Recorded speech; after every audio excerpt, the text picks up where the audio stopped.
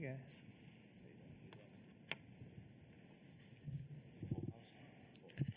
Some friendly reminders to media before we start.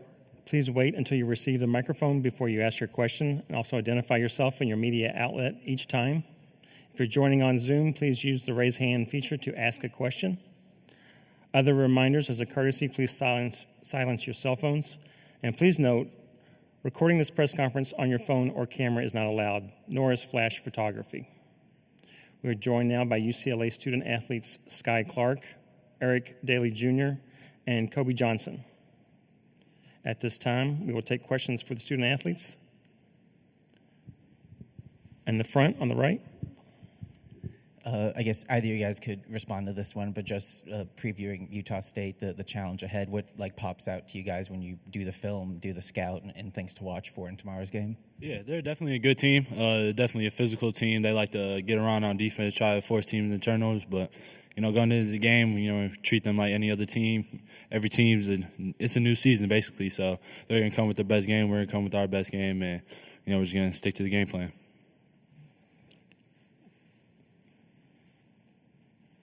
Could you answer that? Yeah, just piggybacking off what Kobe said, we know they're an aggressive defensive team, and they get a lot of steals and fly around a lot. And they're a very fast-paced team. And, we got to stick to our game plan. We play defense aggressive as well, and we play a great system of basketball. So as long as we keep playing our best brand and they've known that they're going to play our best brand, may the best man win. And Sky? Oh, yeah, to piggyback off both, I think really like this game and many others, I think the toughest team is going to come out on top. So going in, being the toughest team, paying attention to the little details, like boxing out and get offensive rebounds will be the deciding factor. Go again. Eric, I had a couple for you. First off, just transitioning, going to a new school, Oklahoma State to UCLA. I guess how did that process go for you, and how do you feel like you've settled in over the course of the season, adjusting from one school, one playing style to another? Yeah, I think, the adjustment, just we had a whole new team come in to UCLA this year. So we all grew as one. I think just my adjustment was just come in, just play hard, give the team energy as much as I can. And as we got on towards the year, just getting more comfortable in the system. And as a team, we've grown together, and I feel like we're one now. You can't be stopped when everybody's on the same page. So I feel like everybody's on the same page and clicking, so we're good. And secondly, I know another question. I know Kentucky's not here, but Brandon Garrison, one of your former teammates from last year, he plays here now. He's had a pretty good season, kind of just like yourself. I'm just curious if you guys still keep up in contact and what the relationship's like. Yeah. If you could describe his playing style, his personality, things like that. Yeah, Brandon Garrison, that's my guy. We actually won the gold medal together at USA Basketball before going to Oklahoma State. And I actually talked to him last night. We called each other. I was like, I'm in your hometown. And, he's just telling me good luck and stuff in the tournament. And, we always got that connection. We came in as freshmen together. And I'm glad to see how he's doing in his season as well. So, guys, can each of you just talk about the excitement level of making the NCAA tournament? We'll start with Sky. Yeah, it's super exciting. This is something that I dreamed about as a kid, playing at this level. And the fact that I'm here, it's just like a super surreal moment. And I know everybody on the team is just super excited for tomorrow. Yeah, I'm super excited to be here. This is definitely a dream come true, and to make a deep run, and that's what everybody wants.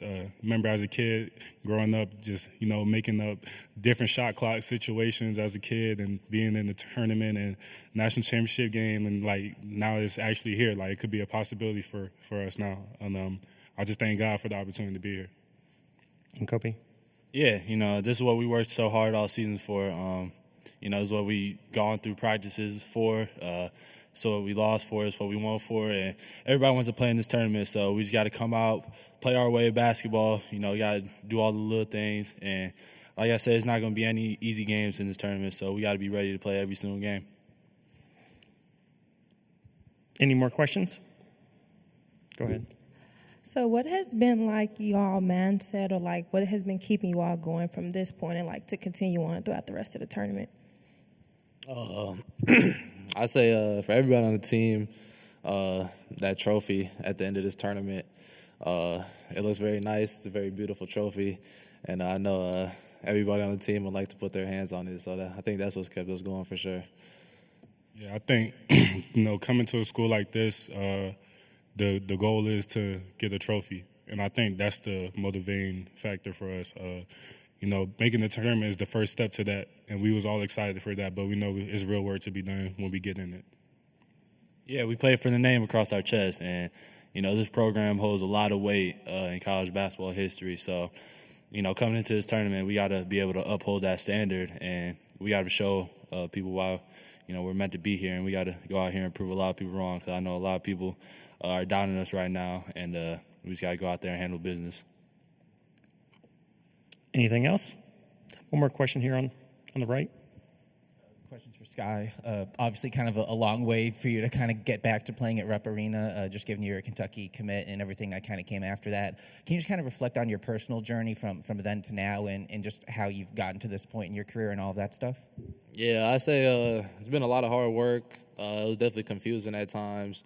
It was definitely hard at times. There was a lot of low moments, a lot of high moments, but I think this season has just been a testament to everything that's happened. And, I'm with I love this team to death. I love the coaching staff. I love the players. I love everyone involved. And I've just been super happy here and just playing freely. So, yeah, I think this season has just been a whole testament to my journey. Great. Well, we appreciate your time. Thanks so much, and good luck tomorrow. Thank you, guys. Thank you. Thanks, fellas.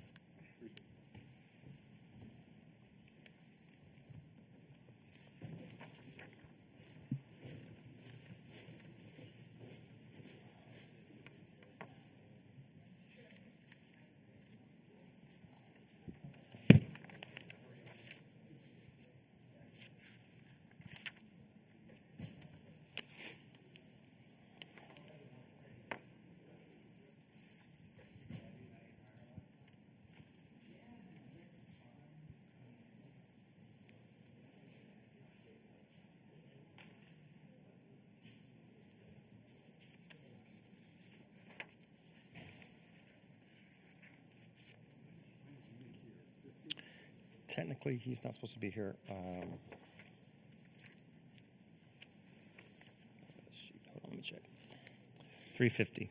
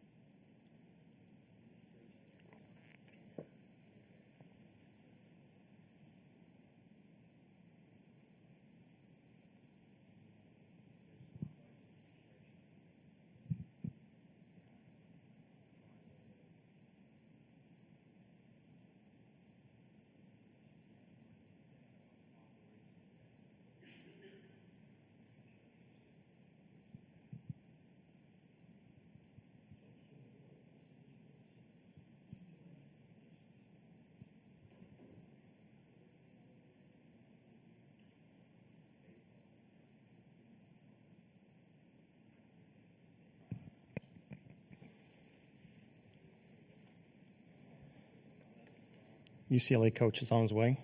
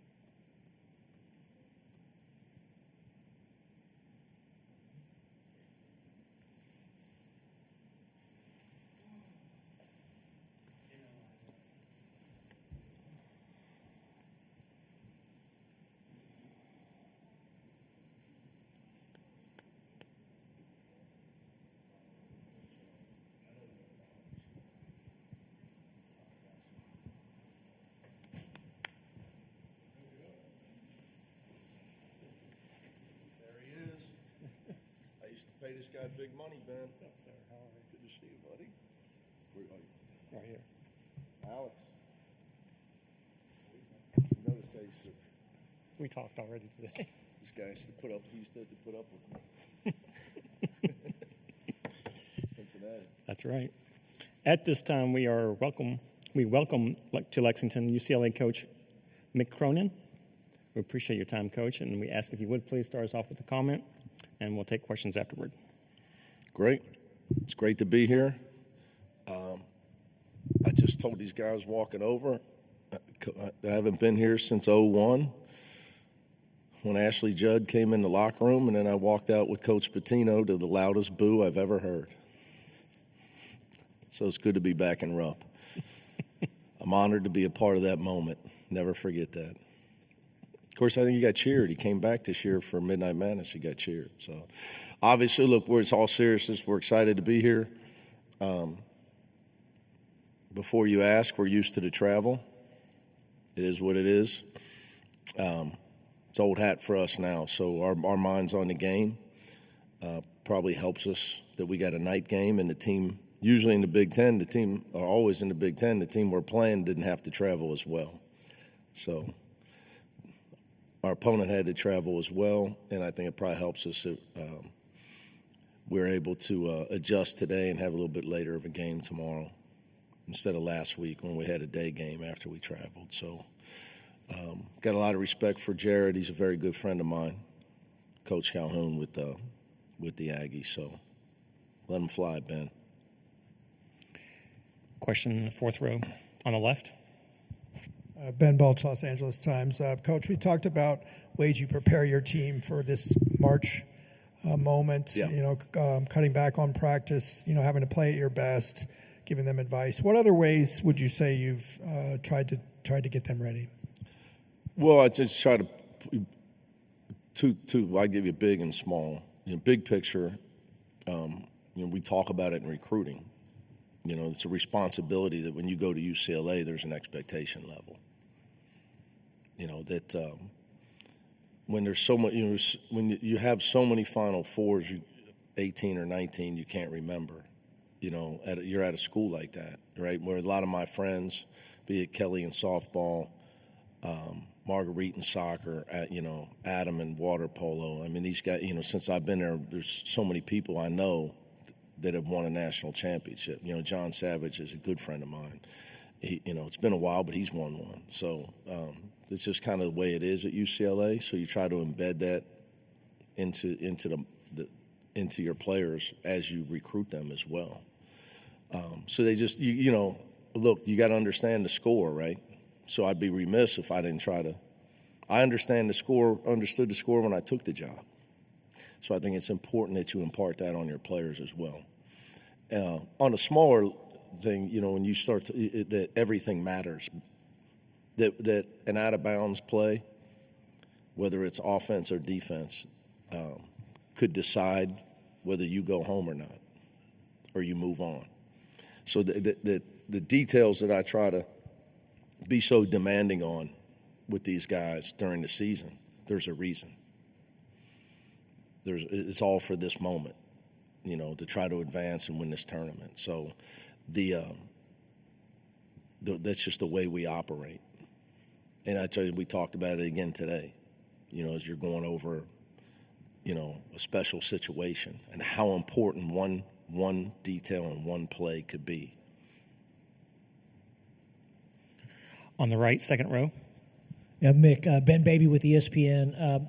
Bruce and Rick were talking about kind of the SEC and Bruce Pearl and Rick Barnes. Okay. Earlier, we're talking about the Sorry. No, you're good. Sorry.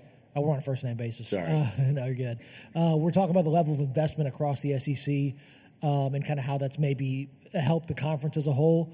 What's it been like going from the Pac-12 to the Big Ten, and how have you seen the level of involvement into the men's basketball programs, you know, at a conference? I guess you would level? have to be more clear when you say level of involvement. Like investment from whether it be schools putting money into resources, into NIL, you know, things of that nature, roster building was really what they were getting at. How have you seen that maybe as y'all transition from the Pac-12 into the Big Ten? How important is that to stay competitive, especially in the modern market? Look, I don't think we've met before. I keep it real. The guy with the best players usually wins. So there's multiple books with Coach Wooden's name on it and quotes, okay? In almost every instance of his interviews, in one way or the other, usually when two teams play, the guy with the best players usually wins. So right now, the team with the most money usually has the best player, the best players, usually, because there's been some teams that have done great in the portal, like us, without the most money, and getting guys like Tyler Bilodeau, Eric Daly, you know, guys that were not ranked as big-time portal guys by your people that do that you work for. So there's guys like that, and it's like that in every sport, right? In free agency, you know, the guy goes under the radar and he becomes a great pickup, like the Dodgers had last year at the end of July. But this, back to Coach Wooden, the team with the best players usually wins. So, you know, we were in a window of where if you had one donor, it could just change the world for you with NIL and collectives, and all rules were thrown out as far as regulating that. But now we're transitioning to the revenue share model, pending the approval of the settlement, and how that's all going to shake out. Will there be NIL? Will there not? Is the Deloitte thing going to work? Because that's going to be challenged in court. It's just a wild time to be a coach, my friend. But the guy with the best players usually wins. And the team with the most money has the chance to get the best players. Now, they don't always do that. They don't. But that's just that's the era we're in. I don't really, you know, does that get you to what your answer is? I mean, you know, I wouldn't say it's a per SEC thing. I think it's a per school thing. And you're asking me about the Big Ten. Like, I can't speak to, because it's all speculation. You know, it's like some agent tells me that somebody else has offered you $1 million. Well, he's probably lying. He's just trying to drive the price up. So, you know, and nobody wants to admit what they spent on their team, right? Nobody wants to admit it. They want to act like they did a great job recruiting. Okay, that's just how guys are in our business. Yeah, you know, I got problems, but that ain't one of them. I'll tell you exactly what it is. I just don't care. Some people think they need to play cat and mouse with that stuff. So you're going to miss, you're not going to miss. But I think it's more per program. I don't think it's a conference thing. You know, I could be wrong with that. Because, you know, Ohio State football, just because they spent whatever everybody says they spent versus what Illinois spent. But Coach Belima did a great job. They had a hell of a year. But I'm sure just because they're in the same league, it was probably like that, right? So I don't think it's a per league thing. And then who knows? Let's hope the settlement goes. Every coach that gets up here is praying that we will have some semblance uniformity of some way where we all are playing on the same field, or at least close to the same field. But who knows? Let's stay on the right, second row, third row. Cameron Drummond with the Lexington Herald-Leader. Mick, when you think back to last offseason, what was appealing to you about Sky Clark when you guys targeted him in the portal, and also what has impressed you the most about Sky during the course of this season? I'll give you three. One, I've known him since he was in 9th or 10th grade, so I know what type of guy he is. And he never wanted to leave L.A., and I didn't want him to leave L.A. Things happen. Things happen, and our recruiting, it was, Coach, I got a text, Coach, I want to come home. I said, call me when you're free, and that was the end of that.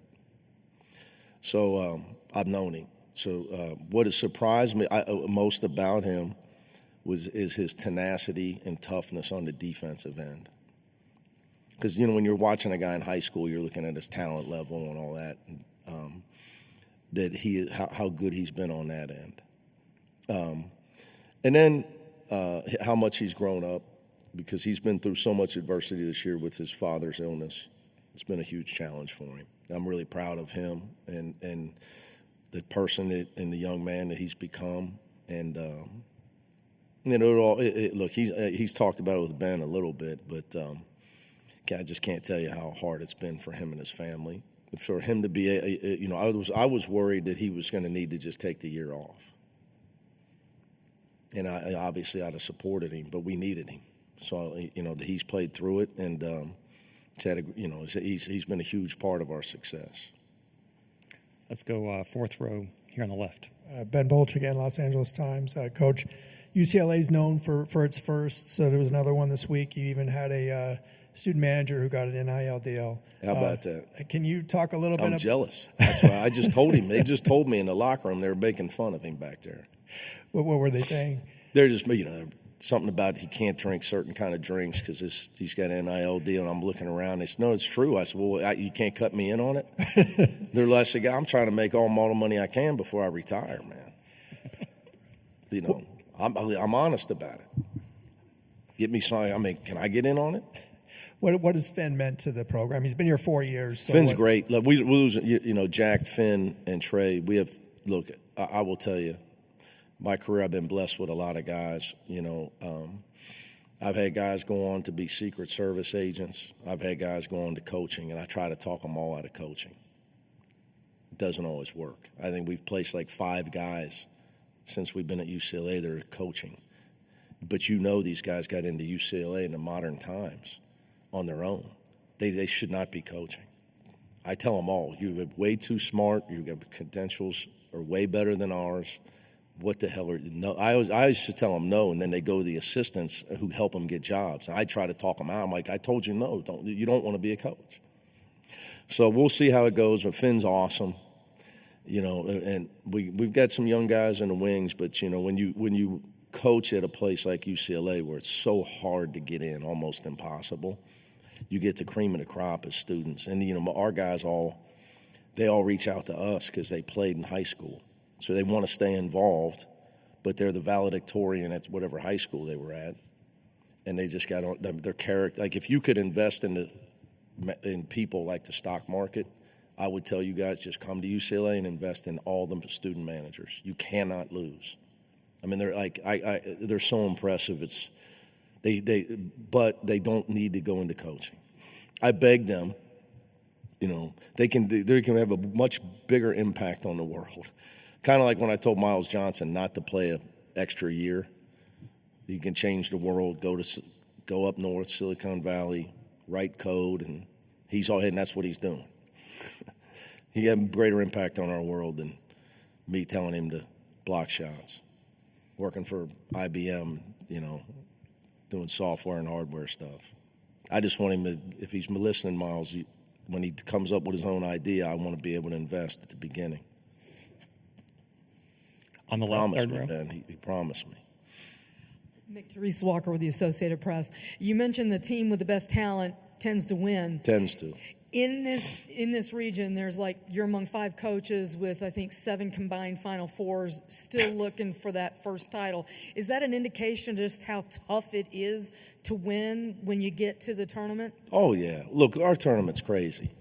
There's, it's one and out, neutral sites, but they might not be neutral depending on who you're playing, right? Injuries happen, officiating happens, and luck happens. I mean, you saw the last play of that game was last night, right? It was Alabama State. Mm-hmm. So it's just, our tournament's crazy. So there's so many great coaches that haven't been to a Final Four or won a title. It's unbelievable. I mean, it really, really is. I mean, it's not like that's when people get crowned and that's how they get in the Hall of Fame and stuff like that. But again, with all due respect, to certain people that, just look at the NBA. How good, Coach Jackson, I've read all his books. I got unbelievable respect for him. But when Michael went to play baseball, kind of wasn't the same. I mean, that's just one example, and there can be many, many examples. So we have about 3 minutes left with Coach. Ben Bulch, Los Angeles Times. And I don't know who else is even in our region. I don't even know what region we're in, by the way. How about that? That's how I am, I know we play Utah State, and I do know who the other game is. Other than that, with this pod system, I know Louisville's here, but I don't know if they're in our region. Are they? No. Yeah, I have no clue. Go ahead, Ben. I want to ask a couple questions about you, or one question about Utah State. Up here with Coach Calhoun, he was talking about their matchup zone, and he said they want to play fast. How big of a concern are those things? And I asked Ian Martinez about, or actually I asked the players, how do you combat somebody who's 7'3"? And they said speed. So hearing that, how big of a concern is their ability to play fast in that matchup zone and and their style? Look, you have to be prepared, and I would say I played it. I know where he got it. The same person, Coach Ralph Willard's the father of it. He's a close friend of mine and mentor of mine. Coach from his time at Holy Cross when he went to it. And I played it at Cincinnati. So I can tell you from experience that teams, if you're not prepared for it, it can mess you up big time. That's number one. Number two, I think, look, Jared's a young guy. He's younger than me, and we're very close, But before these guys all hired analytics people, we all kind of knew when I was starting out with Rick Pitino and Bob Huggins that the easiest way to score was before the defense got back. I don't know if you really need to pay an analytics guy to tell you that. But, I mean, and the faster you run your offense, okay, now the paces, you have to use these terms or you're not a cool, hip, young coach. But if you don't run your offense with precision and cuts like Pete Carrill did, they ran it the way they ran it, and if you could slow it down, it's not as effective. So any offense like that, I would just tell you this: look, I'm a block and tackle guy. The game hasn't changed. Don't get screened. If you get screened and they don't get screened, you're in trouble. If you don't get blocked out, you're in business. You get blocked out all the time, you get screened all the time, you're probably going to lose. I don't think, but nowadays there's a lot of terms that have to be used for all that type of stuff. We like practice with intention. How about just practice really hard? I left out the adjective. But now you have to say, you have to do things with intention. I mean, just times change, and, you got to use certain verbiage. It makes you look smarter. But Jared's a great coach. He's a great young guy. Utah State's been on a run, right? They got Coach Sprinkle before that, Coach Odom. Now they got Jared. They'll be, I don't know how long they're going to keep him, but he's really, really good. Done an unbelievable job there. To be able to come in and do what he's done, when you lose a guy like Great Osobor. Coach, we appreciate your time. Thanks so much.